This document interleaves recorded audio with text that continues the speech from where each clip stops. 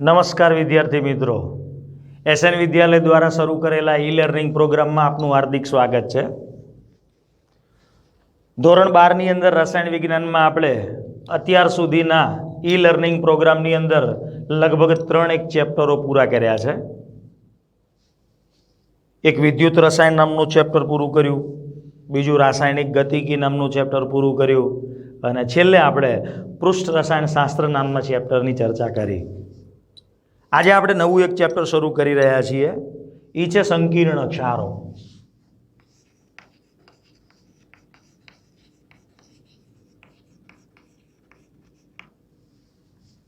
અથવા સવર્ગ સંયોજનો।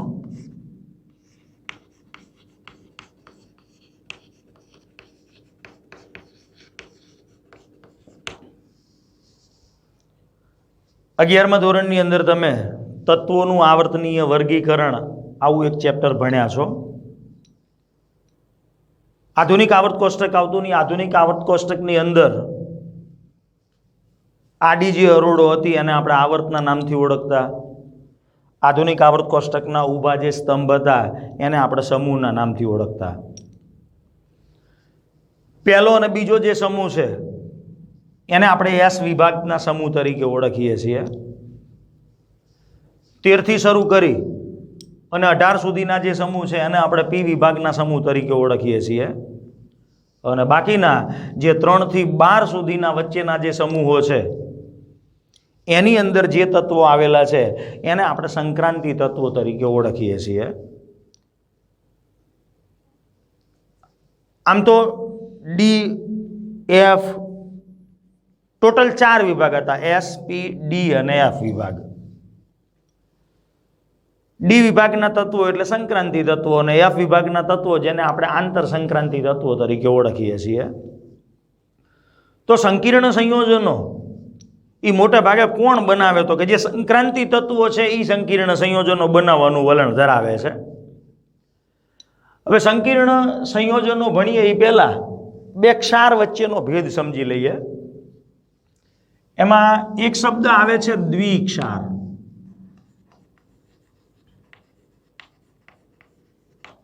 અને બીજો એક શબ્દ આવે છે સંકીર્ણ ક્ષાર।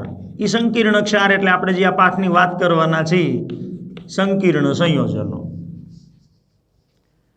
બે કે તેથી વધુ ક્ષાર ભેગા થાય અને એની અંદરથી મૂળ ક્ષારના ગુણધર્મ જાળવી રાખતો એક નવો ક્ષાર બને।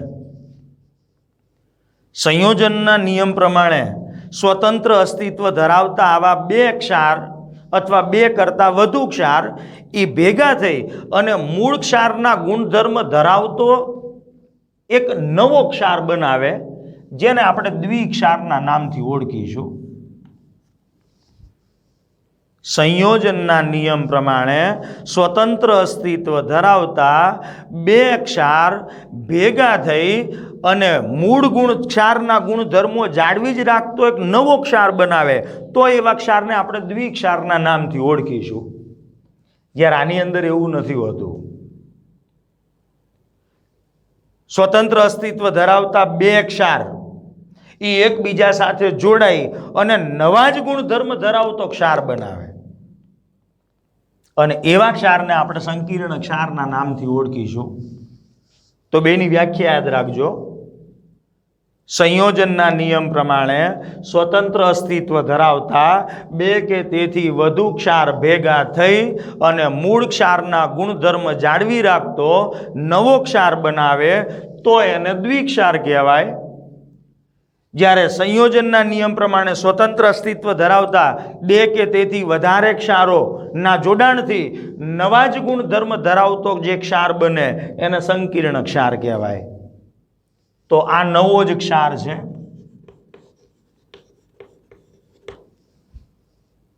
જ્યારે આ જે દ્વિક્ષાર બને એની અંદર મૂળ જે ક્ષાર ભેગા કરેલા હોય એમના ગુણધર્મો જળવાયેલા હોય। બીજું કે ભાઈ દ્વિક્ષાર જે છે એની અંદર જે તમે ક્ષાર ભેગા કર્યા હોય એમના મૂળ ગુણધર્મો જળવાયેલા જોવા મળે. જ્યારે તમને સંકીર્ણ ક્ષાર જે બન્યો હોય એની અંદર મૂળ ક્ષારના જે ગુણધર્મો હોય એ જોવા મળતા નથી. હવે એના ઉદાહરણોની વાત કરીએ કે ભાઈ દ્વિક્ષારમાં કોનો સમાવેશ થાય? તો કે ફટકડી, જેને આપણે પોટાશ એલમના નામથી ઓળખીએ છીએ, જેનું સૂત્ર છે K2SO4 into Al2SO4 thrice into 24H2O, જેને આપણે પોટાશ એલમના નામથી ઓળખીએ છીએ. એટલે આની અંદર બે ક્ષારોના મિશ્રણ કર્યા છે, એક K2SO4 અને બીજું Al2SO4 thrice. આ બે ક્ષારના મિશ્રણથી આપણે આ નવો ક્ષાર મેળવેલો છે. એટલે આમાં બે ક્ષાર ભેગા જેને આપણે દ્વિક્ષાર તરીકે ઓળખીએ છીએ. બીજું એક ઉદાહરણ છે મોરનો ક્ષાર.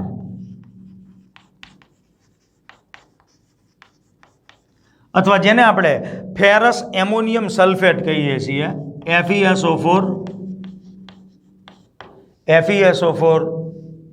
into NH4 thrice NH4 twice SO4 into 6H2O. FeSO4 એટલે એક ક્ષાર આ છે ફેરસ સલ્ફેટ, બીજો છે એમોનિયમ સલ્ફેટ, અને આ બે ક્ષારને આપણે મિશ્ર કરી દઈએ એટલે એની અંદરથી આવો દ્વિક્ષાર મળે. અને ત્રીજું એક ઉદાહરણ, એટલે આને મોરનો ક્ષાર અથવા ફેરસ એમોનિયમ સલ્ફેટના નામથી ઓળખવામાં આવે. અને ત્રીજું એક ઉદાહરણ બુકમાં આપેલું છે કાર્નેલાઇટ. KCl એક ક્ષાર આ છે MgCl2 into 6H2O. તો આ ત્રણ જે મેં લખ્યા છે એ દ્વિક્ષારના ઉદાહરણ છે. હવે આપણે વાત કરીએ કે ભાઈ સંકીર્ણ ક્ષાર. તો કે સંકીર્ણ ક્ષારની અંદર પણ આવા જુદા જુદા બે કે બે કરતા વધારે ક્ષાર મિશ્ર કરવામાં આવે છે. FeCN twice અને FeCN thrice, એની આપણે KCl સાથે પ્રક્રિયા કરીએ એટલે એની અંદરથી એક K4 FeCN6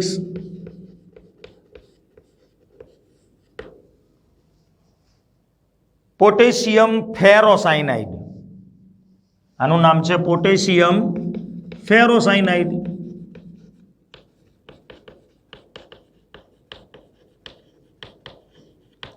બીજું છે K3 FeCN6 પોટેશિયમ ફેરીસાયનાઇડ.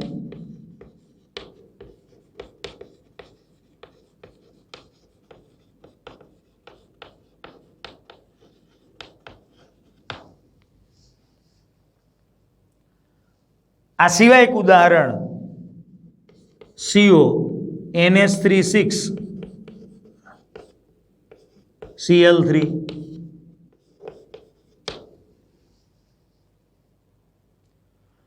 તો આ જે છે એ બધા સંકીર્ણ સંયોજનો છે. આની અંદર COCl3 અને એમોનિયા બેને ભેગા કરી અને આ ક્ષાર બનાવેલો છે. આની અંદર FeCN3 અને KCl મિશ્ર કરી અને ક્ષાર બનાવેલો છે. આની અંદર FeCN2 અને KCl બેને મિશ્ર કરી અને ક્ષાર બનાવેલો છે.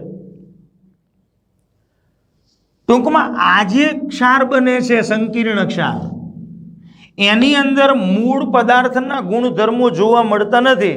દાખલા તરીકે K2SO4 into Al2SO4 thrice into 24H2O છે અને એક ક્ષાર બન્યો. હવે એક ક્ષાર જે છે એ ક્ષારની અંદર ધન આયન K+ હાજર છે. આ સિવાય Al+3 એની અંદર હાજર છે. ઋણ આયન SO4-2 એની અંદર હાજર છે. તો આમની હાજરીની પરખ આપણે કરી શકીએ કે ભાઈ જો આ ક્ષાર હોય ને એ ક્ષારની આપણે પિક્રિક એસિડ સાથે પ્રક્રિયા કરીએ તો પીળા રંગના અવક્ષેપ આપે અને એ એમાં રહેલા K પ્લસની હાજરી પુરવાર કરે. એની આપણે NaOH સાથે પ્રક્રિયા કરીએ તો ચીકણા આપણને અવક્ષેપ મળે એટલે Al+3 ની હાજરી, અને એ જ રીતે SO4-2 ની હાજરી પણ એની આપણે પુરવાર કરી શકીએ.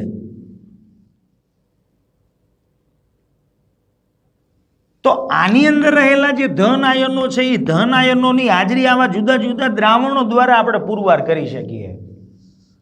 ટૂંકમાં જે દ્વિક્ષાર બને છે એ દ્વિક્ષારની અંદર એમાં ભાગ લેતા જે માતૃક્ષાર છે એ માતૃક્ષારના ગુણધર્મો એની અંદર જળવાયેલા હોય, જ્યારે આની અંદર એ ગુણધર્મો એમાં જળવાયેલા હોતા નથી. ત્રીજો મુદ્દો, દ્વિક્ષાર જે છે એ ફક્ત આયોનિક હોય. દ્વિક્ષાર છે એ ફક્ત આયોનિક હોય, એની અંદર તમને સવર્ગ સહસંયોજક બંધ જોવા મળે નહીં. જ્યારે સંકીર્ણ ક્ષાર એ આયનીય હોય પણ ખરા, આયનીય ન પણ હોય, અને સાથે સાથે એની અંદર આ જે બોક્સ દોરેલું છે સવર્ગ વર્તુળ, એ સવર્ગ વર્તુળની અંદર આ સંક્રાંતિ ધાતુ સાથે અહીંયા જે અણુઓ જોડાયેલા છે, તટસ્થ અણુઓ કાં તો ઋણ આયન, એમની અને આ ધાતુ આયન વચ્ચે સવર્ગ સહસંયોજક બંધની રચના હોય. તો દ્વિક્ષાર એ આયનિક જ હોય, એની અંદર સવર્ગ સહસંયોજક બંધ જોવા મળે નહીં. જ્યારે સંકીર્ણ ક્ષારની અંદર જે સવર્ગ વર્તુળ છે એમાં ધાતુ આયન અને એની સાથે જોડાયેલો આ તટસ્થ અણુ અથવા ઋણ આયન, એમની વચ્ચે સવર્ગ સહસંયોજક બંધ જોવા મળે. અને છેલ્લો એક મુદ્દો કે ભાઈ દ્વિક્ષારની અંદર જે ધાતુ આયન હોય એ ધાતુ આયન એમની સામાન્ય સંયોજકતા ધરાવે. દાખલા તરીકે આમાં પોટેશિયમ છે તો એની સામાન્ય સંયોજકતા K+, એલ્યુમિનિયમ છે તો એની સામાન્ય સંયોજકતા +3. દ્વિક્ષારમાં ધાતુ આયન એની સામાન્ય સંયોજકતા ધરાવે, જ્યારે સંકીર્ણ ક્ષારની અંદર ધાતુ આયન 2 પ્રકારની સંયોજકતા ધરાવે. ખાસ સમજજો, સંકીર્ણ ક્ષારની અંદર રહેલો ધાતુ આયન 2 પ્રકારની સંયોજકતા ધરાવે.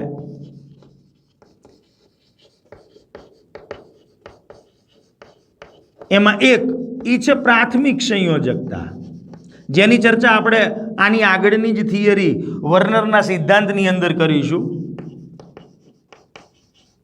અને બીજી એક દ્વિતીયક સંયોજકતા ઈ પણ ધરાવે.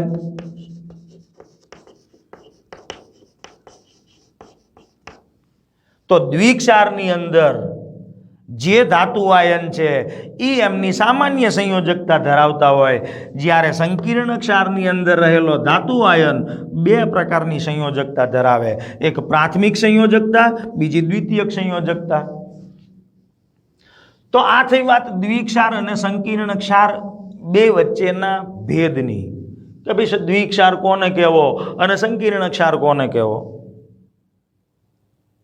યાદ રાખજો, ફરી કહી દઉં, સંયોજનના નિયમ પ્રમાણે સ્વતંત્ર અસ્તિત્વ ધરાવતા 2 કે તેથી વધુ ક્ષાર ભેગા થઈ અને મૂળ ક્ષારના ગુણધર્મો જો જાળવી રાખતા હોય તો એવા ક્ષારને દ્વિક્ષાર કહેવાય.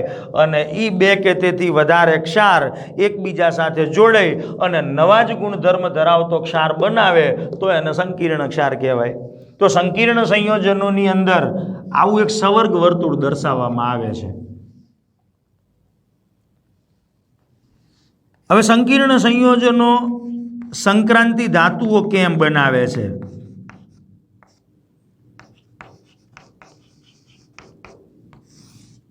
કે ભાઈ સંકીર્ણ સંયોજનો કોને કહેવાય? તો કે સંક્રાંતિ ધાતુ તત્વના પરમાણુ અથવા આયન હોય. સંક્રાંતિ ધાતુ તત્વના પરમાણુ અથવા આયન એટલે કે ડી વિભાગના પરમાણુ અથવા એનો આયન, એની અંદર N-1D, NS, NP અને ND જેવી કક્ષકો ખાલી હોય. હવે N-1D એટલે માન લો કે અહીંયા 4s છે તો આ 3d, આ 5s છે તો આ 4d. આ અંદરની ડી કક્ષક છે, જ્યારે આ બહારની ડી કક્ષક છે. સંક્રાંતિ તત્વના પરમાણુ અથવા આયનમાં જ્યારે n-1d, ns, np અને nd જેવી કક્ષકો ખાલી હોય ત્યારે ઈ તત્વો, એટલે કે દાખલા તરીકે આ સંકીર્ણ સંયોજન છે તો એની અંદર આ તત્વ છે કે જેની આ કક્ષકો ખાલી હશે,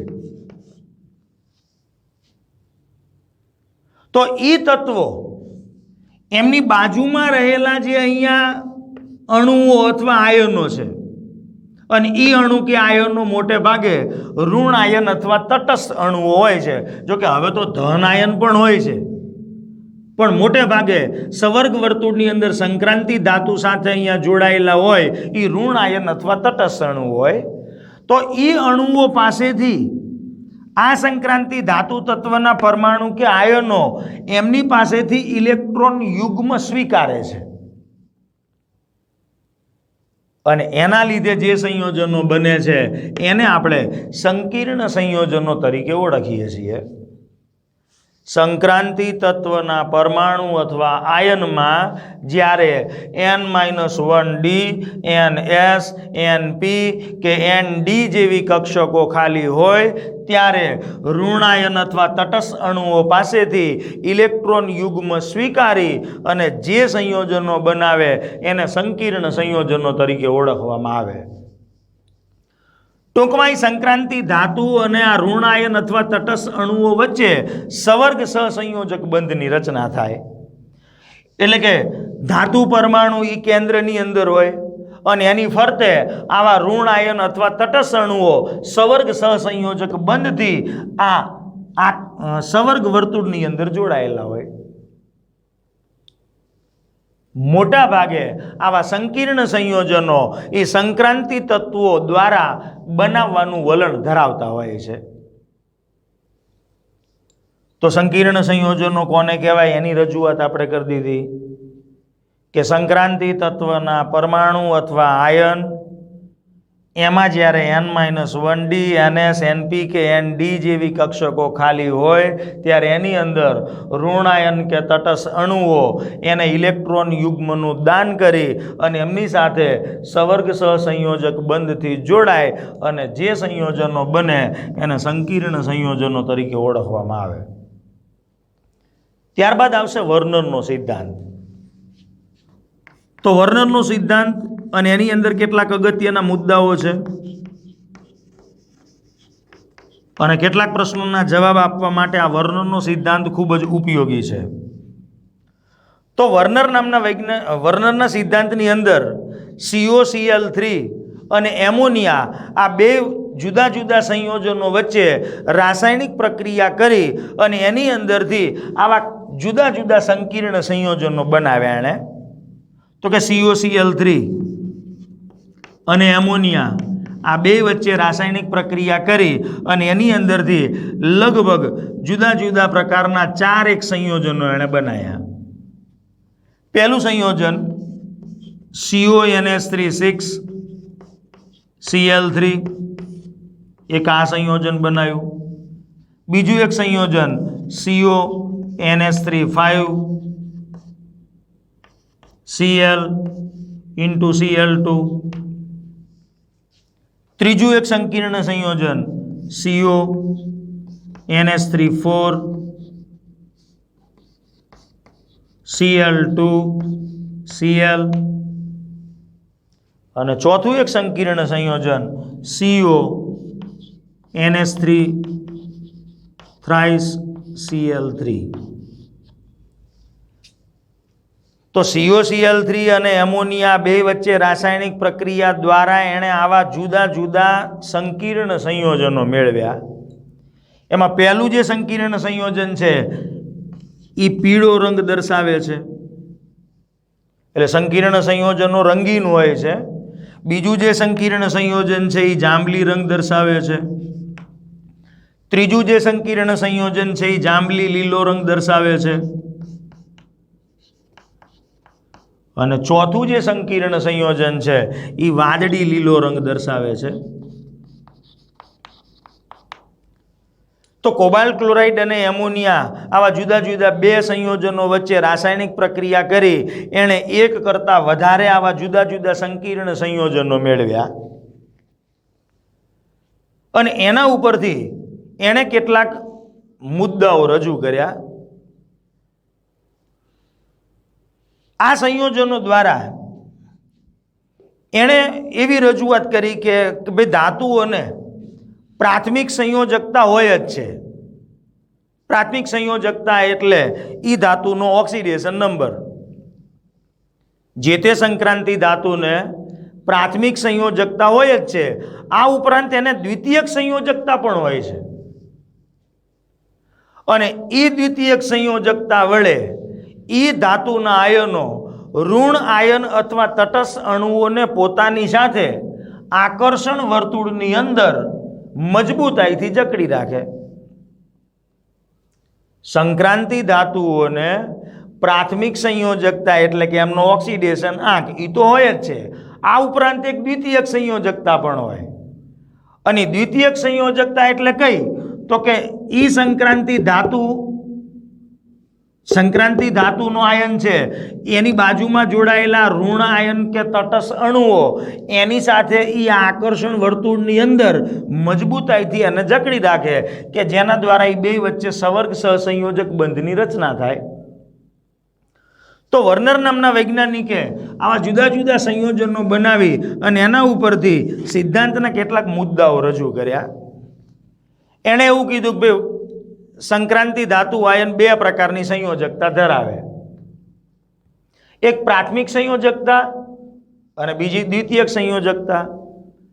સંકીર્ણ સંયોજનમાં રહેલી સંક્રાંતિ ધાતુ આયન એ બે પ્રકારની સંયોજકતા ધરાવે છે. એક પ્રાથમિક સંયોજકતા જે આયનીય હોય એટલે એનું આયનીકરણ થઈ જાય, અને દ્વિતીયક સંયોજકતા જે બિન આયનીય હોય. હવે પ્રાથમિક સંયોજકતા એટલે કઈ? તો પ્રાથમિક સંયોજકતા એટલે સંક્રાંતિ ધાતુ જે છે એ સંક્રાંતિ ધાતુ આયનનો ઓક્સિડેશન નંબર, આ સંક્રાંતિ ધાતુનો ઓક્સિડેશન આંક અથવા એ ધાતુ આયનનો ધન વીજભાર. સમજો ખાસ, પરીક્ષાની અંદર તમને પ્રશ્ન પૂછે કે ભાઈ આ સંકીર્ણ સંયોજનમાં પ્રાથમિક સંયોજકતા કેટલી, દ્વિતીયક સંયોજકતા કેટલી, સવર્ગ આંક કેટલો, આવા જુદા જુદા પ્રશ્નો એમસીક્યુની અંદર પૂછવામાં આવે. તો પ્રાથમિક સંયોજકતા એટલે ધાતુનો ઓક્સિડેશન નંબર અથવા ધાતુના ધન આયનનો ધન વીજભાર. દાખલા તરીકે આની અંદર મારે સંક્રાંતિ ધાતુનો ઓક્સિડેશન નંબર ગણવો છે એફઈનો, તો એફઈ પોટેશિયમનો +1 એટલે 4 પોટેશિયમ છે એટલે +4 થાય. સીએન એનો -1 પણ -6 છે તો -2 આવે. હવે -2 એટલે સામેની બાજુ જાય, એટલે મારે ગણતરી કરવી હોય તો આ પ્રમાણે ગણાય કે ભાઈ 4 potassium, 1 Fe +6 CN, total oxidation આંક 0. પોટેશિયમનો +1 એટલે +4, એફઈનો શોધવો છે, સીએનનો -1 એટલે -6 બરાબર 0, તો એફઈનો ઓક્સિડેશન આંક થશે +2. તો પ્રાથમિક સંયોજકતા એટલે સંક્રાંતિ ધાતુનો ઓક્સિડેશન નંબર અથવા એ ધાતુના ધન આયનનો ધન વીજભાર. આમાં એફઈનો ધન વીજભાર +2 છે, જે આયનીય બંધ રચે છે. એ કયો બંધ રચે? તો કે આયનીય બંધ રચે, અને એ સંયોજકતા વડે જોડાયેલો અન્ય ઋણ આયન એ સંયોજનના આયનીકરણથી મુક્ત થાય. દાખલા તરીકે મારે આનું આયનીકરણ કરવું હોય તો આ બોક્સવાળો ભાગ છે એ અહીંથી છૂટો પડી જાય, એટલે આની અંદરથી બે આયનો છૂટા પડે, એક 4K+ કે પ્લસના 4 પરમાણુ છે, કે પોટેશિયમના 4 પરમાણુ છે, એટલે 4K પ્લસ, અને બીજો એક ઋણ આયન બને કયો તો કે FeCN6 -4. હવે -4 લખવું એટલે આમાં Fe નો ઓક્સિડેશન નંબર +2 થઈ જાય. તો આ થઈ વાત પ્રાથમિક સંયોજકતાની. પ્રાથમિક સંયોજકતા એટલે સંક્રાંતિ ધાતુનો ઓક્સિડેશન આંક અથવા સંક્રાંતિ ધાતુના ધન આયનનો ધન વીજભાર જે આયનીય બંધ રચે અને એ સંયોજકતા વડે જોડાયેલો અન્ય ઋણ આયન એના આયનીકરણથી મુક્ત થઈ જાય. ત્યારબાદ આવશે દ્વિતીયક સંયોજકતા. તો દ્વિતીયક સંયોજકતા એટલે આ સવર્ગ વર્તુળમાં સંક્રાંતિ ધાતુ આયન સાથે જોડાયેલા આ ઋણ આયન અથવા તટસ્થ અણુ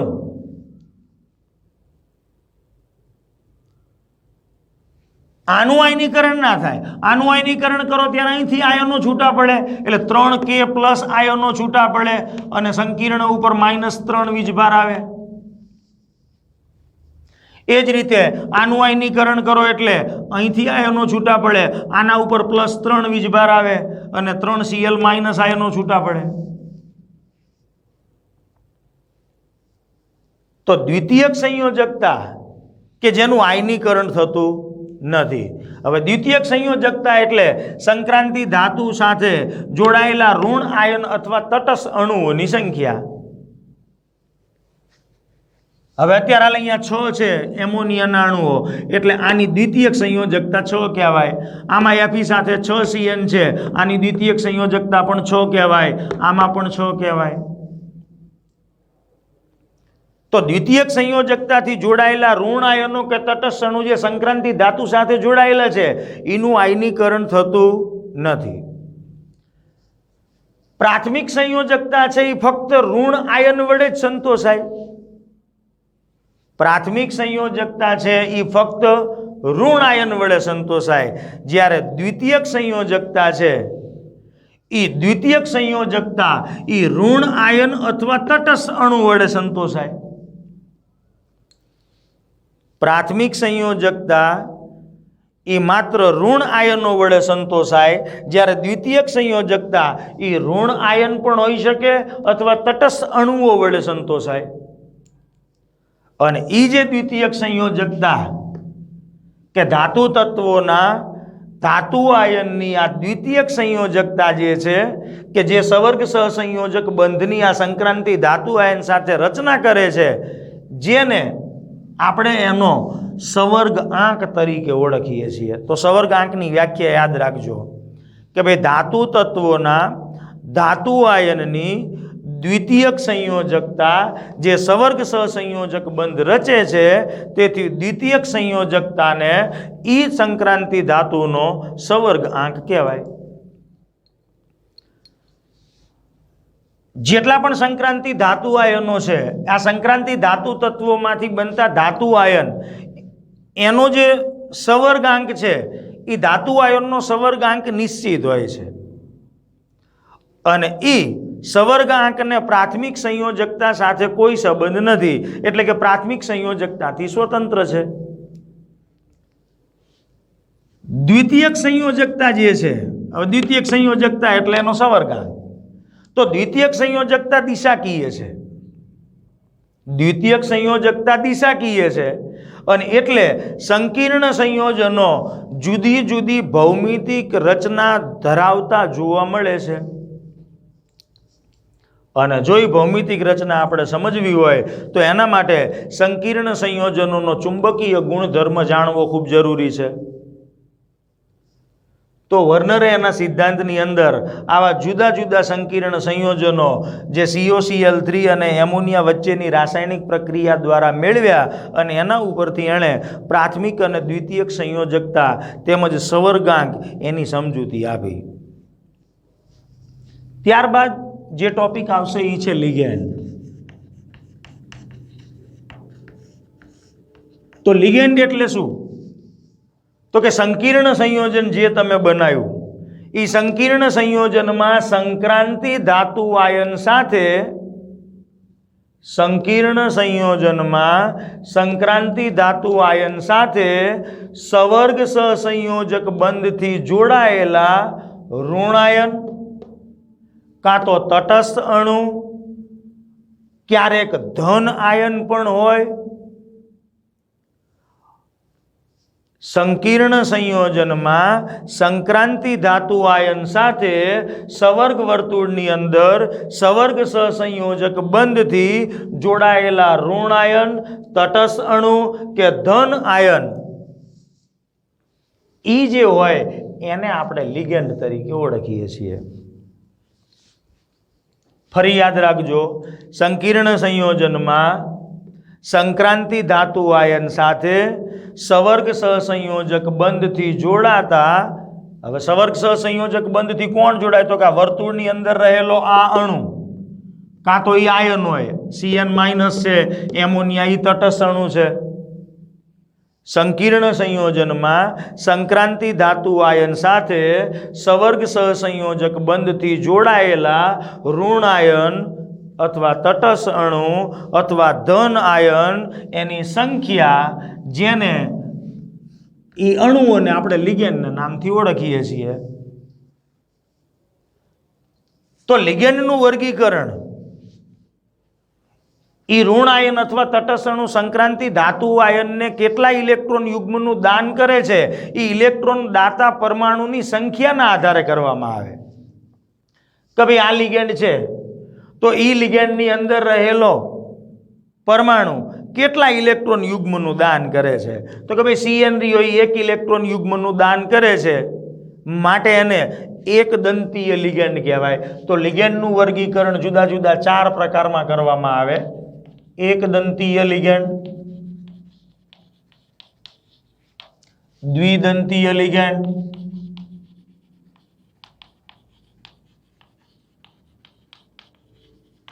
ત્રિદંતીય લિગેન્ડ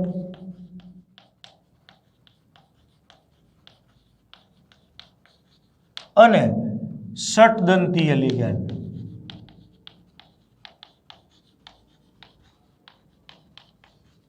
લિગેન્ડ એટલે યાદ રહેશે, સંકીર્ણ સંયોજનમાં સંક્રાંતિ ધાતુ આયન સાથે સવર્ગ સહસંયોજક બંધથી જોડાયેલા ઋણ આયન, તટસ્થ અણુ કે ધન આયનને લિગેન્ડ કહેવાય. અને ઈ લિગેન્ડ કેટલા ઇલેક્ટ્રોન યુગ્મનું દાન કરે છે? જો 1 ઇલેક્ટ્રોન યુગ્મનું દાન કરતો હોય તો એવા લિગેન્ડને એક દંતીય લિગેન્ડ કહેવાય. દાખલા તરીકે Cn 1 ઇલેક્ટ્રોન યુગ્મનું દાન કરે છે એટલે એ એક દંતીય લિગેન્ડ છે. હા, આવા ટોટલ 6 એક દંતીય લિગેન્ડ જોડાયેલા છે. એમોનિયા એ પણ એક દંતીય લિગેન્ડ છે, પણ ફેર એટલો કે આ એક દંતીય ઋણ લિગેન્ડ છે, જ્યારે આ એક દંતીય તટસ્થ લિગેન્ડ છે. દ્વિદંતીય લિગેન્ડ, ત્રિદંતીય લિગેન્ડ અને ષટદંતીય લિગેન્ડ, આવા 4 પ્રકારની અંદર લિગેન્ડનું આપણે વર્ગીકરણ કરીએ છીએ. એમાં આજે એક દંતીય લિગેન્ડ અને દ્વિદંતીય લિગેન્ડની વાત કરીએ. એક દંતીય લિગેન્ડ, તો એક દંતીય લિગેન્ડ એટલે કેવો? તો કે સંકીર્ણ સંયોજનની અંદર સવર્ગ વર્તુળમાં સંક્રાંતિ ધાતુ આયન સાથે જોડાયેલો ઋણ આયન અથવા તટસ્થ અણુ કે ઈ કેટલા ઇલેક્ટ્રોન યુગ્મનું સંક્રાંતિ ધાતુ આયનને દાન કરે છે? લિગેન્ડમાંનો એક જ પરમાણુ ધાતુ આયનને 1 ઇલેક્ટ્રોન યુગ્મનું દાન કરી અને એક સવર્ગ સહસંયોજક બંધ રચતો હોય તો એને એક દંતીય લિગેન્ડ કહેવાય. સંકીર્ણ સંયોજનમાં જે લિગેન્ડનો એક જ પરમાણુ 1 ઇલેક્ટ્રોન યુગ્મનું દાન કરી એક સવર્ગ સહસંયોજક બંધ રચતો હોય તો એવા લિગેન્ડને એક દંતીય લિગેન્ડ કહેવાય. દાખલા તરીકે Cn માં નાઇટ્રોજનનો પરમાણુ 1 ઇલેક્ટ્રોન યુગ્મનું દાન કરે છે, માટે એક દંતીય લિગેન્ડ છે. એમોનિયાની અંદર પણ નાઇટ્રોજનનો પરમાણુ, એક એમોનિયામાં રહેલો નાઇટ્રોજનનો એક પરમાણુ 1 ઇલેક્ટ્રોન યુગ્મનું દાન કરે છે, માટે એ પણ એક દંતીય લિગેન્ડ છે. તો એકદંતીય લિગેન્ડ એટલે સંકીર્ણ સંયોજનની અંદર લિગેન્ડનો એક જ પરમાણુ એક ઇલેક્ટ્રોન યુગ્મનું દાન કરી અને એક સવર્ગ સહસંયોજક બંધ રચે તો એવા લિગેન્ડને એકદંતીય લિગેન્ડ કહેવાય. હા, એ એકદંતીય લિગેન્ડમાં ઋણે આવે ને તટસ્થે આવે. ટૂંકમાં ઈ લિગેન્ડનો એક જ પરમાણુ એક ઇલેક્ટ્રોન યુગ્મનું દાન કરે છે. તો એમોનિયા ઈ એકદંતીય તટસ્થ લિગેન્ડ છે. CN- ઈ એકદંતીય ઋણ લિગેન્ડ છે. આ સિવાય H2O એકદંતીય તટસ્થ લિગેન્ડ છે. Cl- એકદંતીય ઋણ લિગેન્ડ છે. F- એકદંતીય ઋણ લિગેન્ડ છે. એનું ઉદાહરણ સમજવું હોય તો આપણે એક ઉદાહરણ જોઈ લઈએ કે ભાઈ CrNH3 6Cl3 જે વર્નરે બનાવ્યું હતું એવું એક સંયોજન, એમાં COCl3 હતું. હવે આ ઉદાહરણની અંદર સંક્રાંતિ ધાતુ ક્રોમિયમ છે અને એની સાથે તટસ્થ લિગેન્ડ એમોનિયા છે. એટલે એમોનિયામાં રહેલો નાઇટ્રોજનનો એક પરમાણુ એક ઇલેક્ટ્રોન યુગ્મનું દાન કરી અને એક સવર્ગ સહસંયોજક બંધ રચે.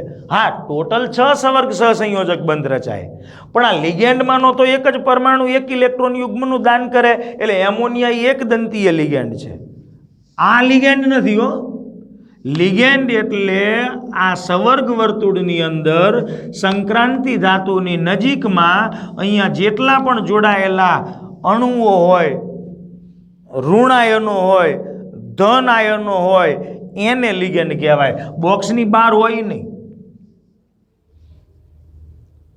તો એકદંતીય લિગેન્ડના ઉદાહરણો યાદ રાખજો. H2O એકદંતીય તટસ્થ લિગેન્ડ છે. NH3 એકદંતીય તટસ્થ લિગેન્ડ છે. CO એ પણ એકદંતીય તટસ્થ લિગેન્ડ છે.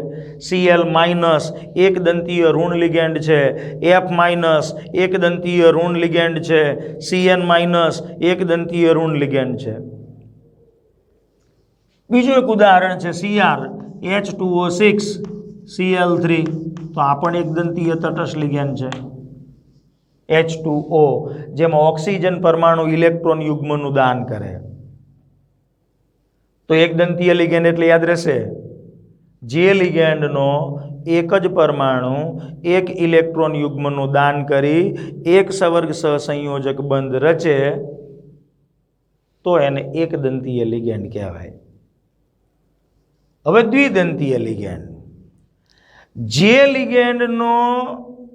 જે લિગેન્ડની અંદર રહેલા બે પરમાણુ, એટલે લિગેન્ડ એક જ, પણ એક જ લિગેન્ડની અંદર રહેલા બે પરમાણુ બે ઇલેક્ટ્રોન યુગ્મનું દાન કરે. એટલે બે પરમાણુ એક એક ઇલેક્ટ્રોન યુગ્મનું.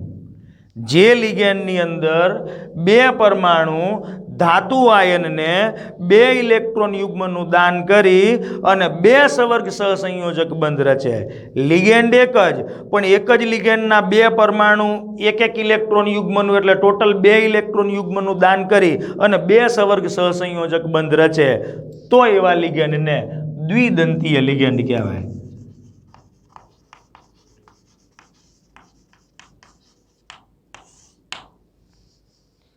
જે લિગેન્ડમાંના બે પરમાણુ ધાતુ આયનને બે ઇલેક્ટ્રોન યુગ્મનું દાન કરી બે સવર્ગ સહસંયોજક બંધ રચે તો એવા લિગેન્ડને દ્વિદંતીય લિગેન્ડ કહેવાય. આ દ્વિદંતીય લિગેન્ડની અંદર SO4 -2 આવે,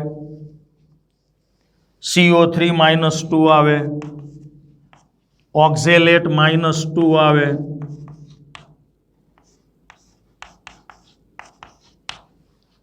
તો આ બધા ઋણ દ્વિદંતીય લિગેન્ડ છે. આ બધા દ્વિદંતીય ઋણ લિગેન્ડ છે. એ જ રીતે દ્વિદંતીય તટસ્થ લિગેન્ડ આવે ઇથેન 1,2 ડાયએમાઇન,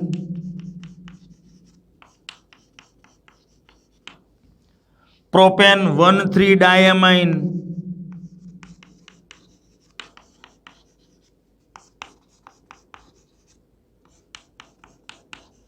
આનું નામ છે ઇથેન 1,2 ડાયએમાઇન. આનું નામ છે પ્રોપેન 1,3 ડાયએમાઇન. જેને ટૂંકમાં આને EN કહેવાય, આને PN કહેવાય. તો લિગેન્ડ એક જ, પણ એક જ લિગેન્ડની અંદર 2 ઓક્સિજનના પરમાણુઓ 2 ઇલેક્ટ્રોન યુગ્મનું દાન કરે. એ જ રીતે આની અંદર આ 2 ઓક્સિજનના પરમાણુઓ પણ 2 ઇલેક્ટ્રોન યુગ્મનું દાન કરે. એ જ રીતે આની અંદર રહેલા 2 નાઇટ્રોજનના પરમાણુ, એટલે એક નાઇટ્રોજન 1 ઇલેક્ટ્રોન યુગ્મનું, બીજો નાઇટ્રોજન પણ 1 ઇલેક્ટ્રોન યુગ્મનું. લિગેન્ડ એક જ, પણ એક જ લિગેન્ડના 2 પરમાણુ 2 ઇલેક્ટ્રોન યુગ્મનું દાન કરીને 2 સવર્ગ સહસંયોજક બંધ રચે. એ જ રીતે આની અંદર પણ નાઇટ્રોજનના 2 પરમાણુ. અને છેલ્લો એક શબ્દ એ છે સવર્ગ સ્થળ નિર્દેશ. સંક્રાંતિ ધાતુ આયન સાથે જોડાયેલા લિગેન્ડનો જે પરમાણુ ઇલેક્ટ્રોન યુગ્મનું દાન કરતો હોય, માન લો કે આની અંદર નાઇટ્રોજનનો પરમાણુ ઇલેક્ટ્રોન યુગ્મનું દાન કરે છે, માટે નાઇટ્રોજનનો પરમાણુ એને સવર્ગ સ્થળ નિર્દેશ કહેવાય. સંકીર્ણ સંયોજનમાં સંક્રાંતિ ધાતુ આયનને લિગેન્ડનો જે પરમાણુ ઇલેક્ટ્રોન યુગ્મનું દાન કરતો હોય એ પરમાણુને સવર્ગ સ્થળ નિર્દેશ તરીકે ઓળખવામાં આવે. તો અહીંયા વર્નરના સિદ્ધાંતની વાત પૂરી થાય છે. બાકીની ચર્ચા આપણે આગળના વિડીયોમાં કરીશું. નમસ્કાર.